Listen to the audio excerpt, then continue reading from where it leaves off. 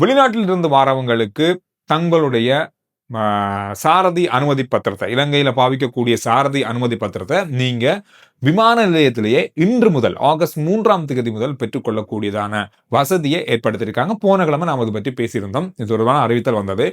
யாரு இதற்கு தகுதியுடையவர்கள் அப்படின்னு சொன்னா, வெளிநாட்டில இருந்து வர சுற்றுலா பயணிகள், வெளிநாட்டில இருந்து நாட்டுக்குள்ள வரவங்க, எந்த தேவைக்குமே, சுற்றுலாவுக்கு மட்டுமல்ல, அவங்களுடைய நிக்கக்கூடிய காலம், அவங்க அந்த நாட்டுல எந்த நாட்டுல இருந்து வராங்களோ, இதுல பெரிய லிஸ்டே கொடுத்துருக்காங்க. இவ்வளவு நாடுகள்ல இருந்து வரவங்களுக்கு இந்த சலுகை இருக்குன்னு சொல்லியிருக்காங்க. அவங்க அந்த நாட்டுல சாரதி அனுமதி பத்திரம் வச்சிருக்கணும். அது 1 வருஷத்துக்குள்ள காலாவதி ஆகாத திகதியை கொண்டிருக்கணும். ஒரு வருஷத்துக்கு அதிகமா இருக்கணும். அதோட அவங்களுடைய சாரதி அனுமதி பத்திரம் வேற ஏதாவது மொழியில இருந்தா ஆங்கில மொழியில கட்டாயம் அதை மொழி மாற்றம் செஞ்சு கொண்டு வரணும்.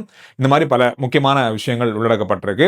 1 மாதம் முதல் 5 மாதம் வரை இந்த அனுமதி பத்திரத்துக்கான கால எல்லை நிர்ணயிக்கப்பட்டிருக்கு. அது ஒவ்வொரு தேவைகளுக்காகவும் என்னென்ன வாகனங்கள் ஓடலான்றது அங்கு அறிவுறுத்தப்படும்.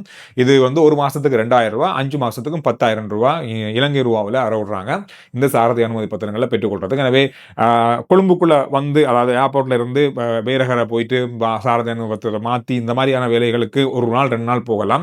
அதை கட்டுப்படுத்துறதுக்கும் பயணிகளுடைய இலகுவான சேவையை வழங்குறதுக்கும் இந்த நடவடிக்கையை இன்று முதல் அமல்படுத்தியிருக்காங்க. வரும்போது உங்களுக்கு தேவை என்னும் போது இதை பயன்படுத்தி கொள்ளுங்க.